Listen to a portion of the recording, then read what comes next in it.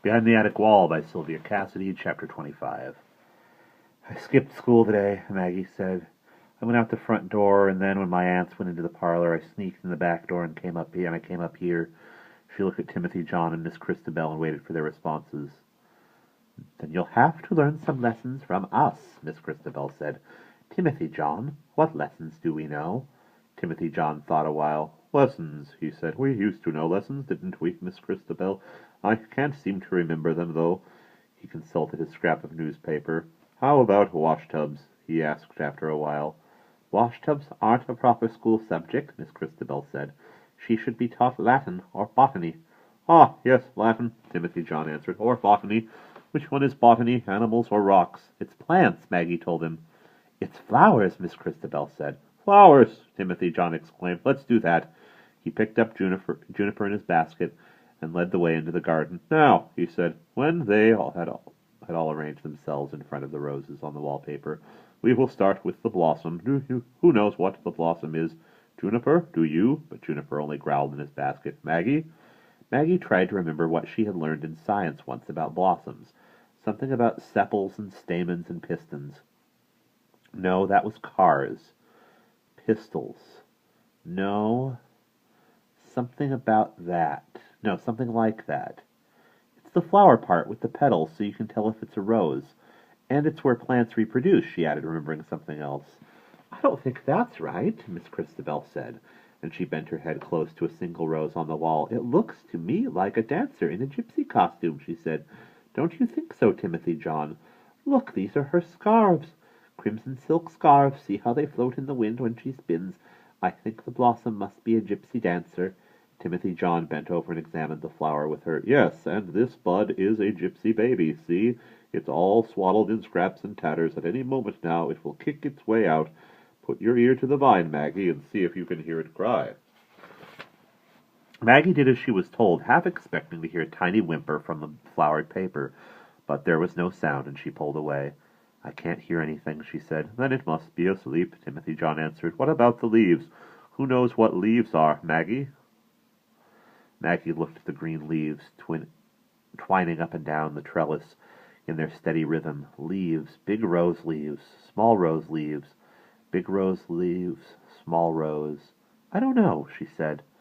They store food or something. No, that wasn't right. What did leaves do? Miss Christabel put her face up against the wall.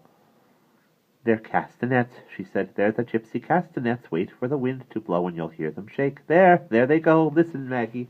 Maggie closed her eyes and imagined a faint clatter of slim wooden scoops shaking at her ear.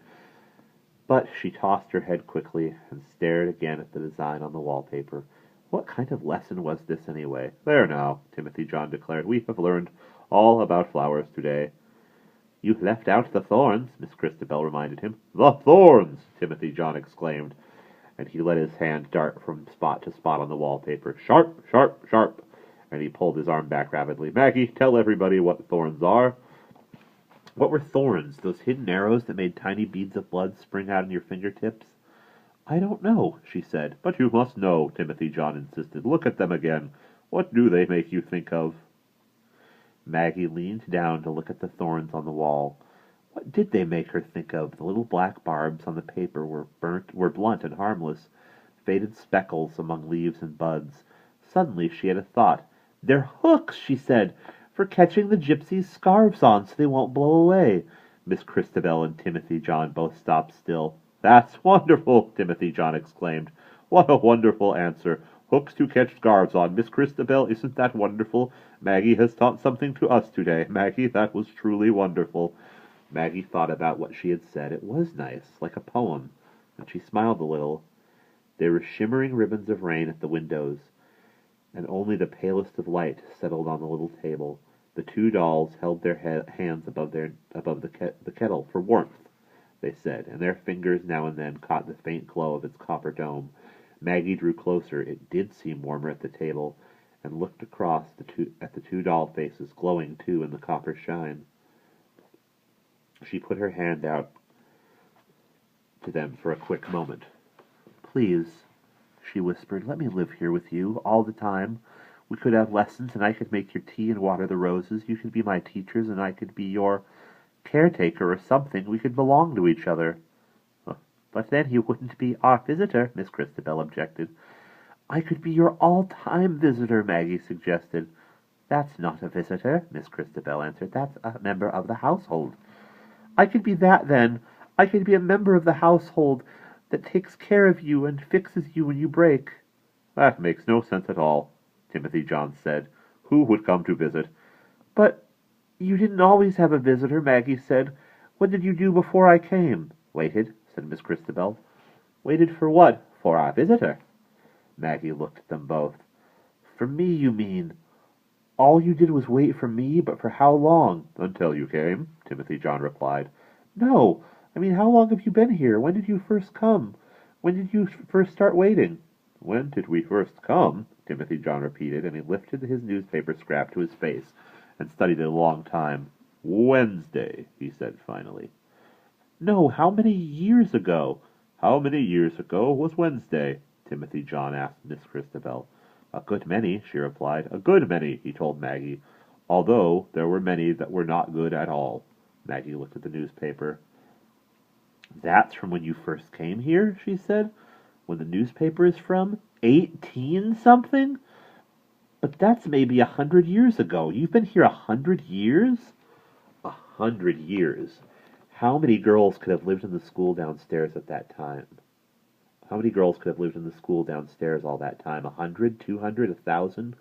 All those girls, all those years, and not one knew that no more than a few dozen yards away, a tiny household bustled, drank tea, watered roses, spoke, swept, petted a growling dog, listened maybe. "Maybe I could be both," Maggie said suddenly. "I could be a member of the household and the visitor."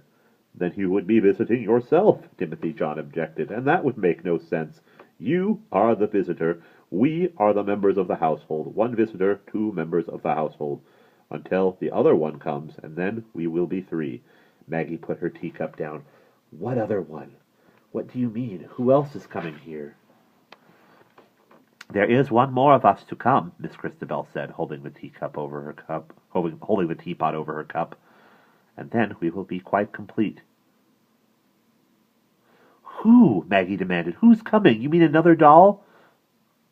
"Another doll? But we have no dolls as it is." "I mean, will it be as big as you or as big as me?" "Neither," Timothy John answered. "It will be exactly as big as itself, from its feet to its head, not 1 inch bigger." "But how big?" Maggie persisted. "Will it fit on one of these chairs?" "Sit," Timothy John corrected. "Not fit. One sits on a chair." "Will it sit on one of these chairs, then? Will it?" "Of course it will sit on one." Of course it will sit on one," Miss Christabel said. "There's no need to sit on two." It was a doll, then. "But when is it going to come?" "When?" Miss Christabel carried the sugar spoon back and forth between the little bowl and her cup. "When it's time. Come finish your tea. Look, Timothy John, the vapors have begun to curl her hair, just as we said they would." "That's quite right," Timothy John agreed. "You have changed, Maggie." "Me?"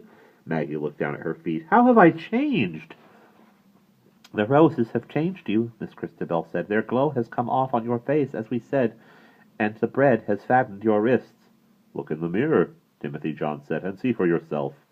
The mirror hung like a picture above her bedroom sink, holding within its frame a piece of gray sky, a rain-dark branch, and an expanse of plaster wall.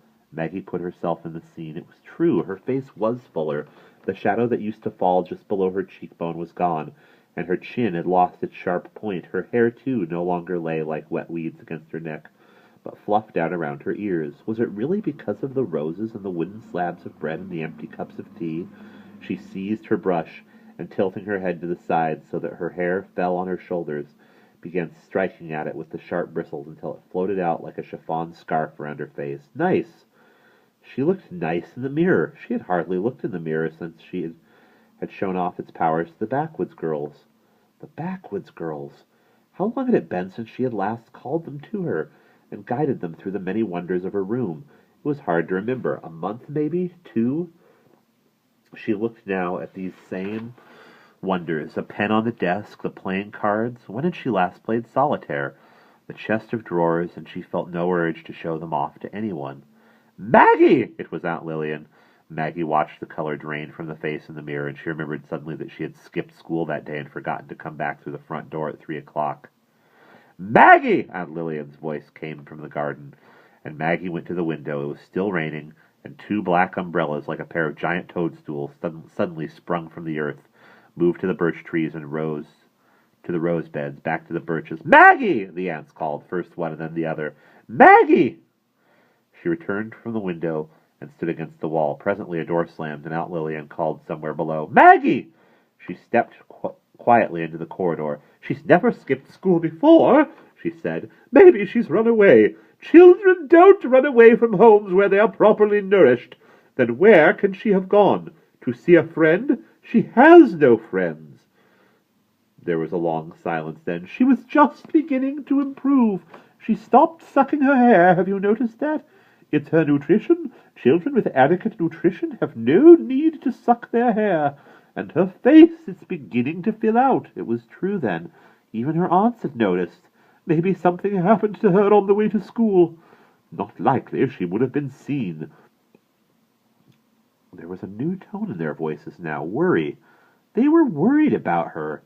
They noticed that her face looked fuller and her hair wasn't wet anymore, and they were worried that something had happened to her, that she had been hurt, killed even. Maybe they thought she had been struck by a car or something. "Maggie!" The voices were closer now. "Maggie!" "What?" she answered from the upstairs hall. In a moment, both aunts were at the bottom of the stairs. "How did you get up there?" one cried, and then the other. "Where have you been?" She walked down one step at a time, while the two aunts called out repeatedly, "Where were you?" from below. It didn't matter what they said. They were relieved to see her. Her face was fuller, and they were happy she hadn't been killed.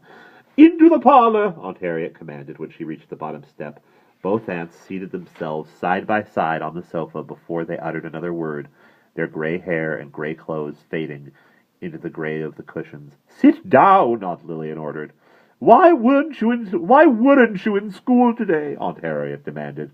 How did they know, come to think of it, that she had skipped school? "I got sick," she answered. "Sick? The nurse didn't say you were sick. She said you hadn't been to school at all." That was how. The nurse. I got sick on the way and I came back, and I didn't want to bother you, so I stayed outside in the fresh air. That was good. They liked fresh air. Anyway, it didn't matter what she did. They were glad she was alive. "It's been raining all day," Aunt Lillian said. That was true. Little moist points were attacking the parlor window even now. Why had she said that? "You are keeping something from us. You are a sneak. You are a truant. You were hiding somewhere. Where do you hide? What do you do? Where do you go?" Maggie allowed her eyes to travel around the room like a slow train on a track, stopping here, staring up, stopping there. The man in the portrait gazed at her steadily from under his reddish hair. The woman in the next frame wore a handkerchief tucked into her sleeve. Did everybody do that in those days? A gray curtain like an oblong rein itself hung at each rainy window. The ivory elephants marched in their silent parade, little ones first, big ones at the end, on the shelf of the curio cabinet. The china ballerina balanced on the tip of her shiny shoe. "Where do you go? What do you do? Answer!" But Maggie didn't answer. Something had caught her eye. How was it that she had never noticed it before? She inched her chair sideways across the rug to get a better view and lowered her head to her shoulder. "Sit up straight! You will damage your spine!" Behind the curio cabinet at eye level, a slender clasp had been driven into the wall, and from it, like a mouse in the grip of a claw, hung a small black key. And that is the end of chapter 25.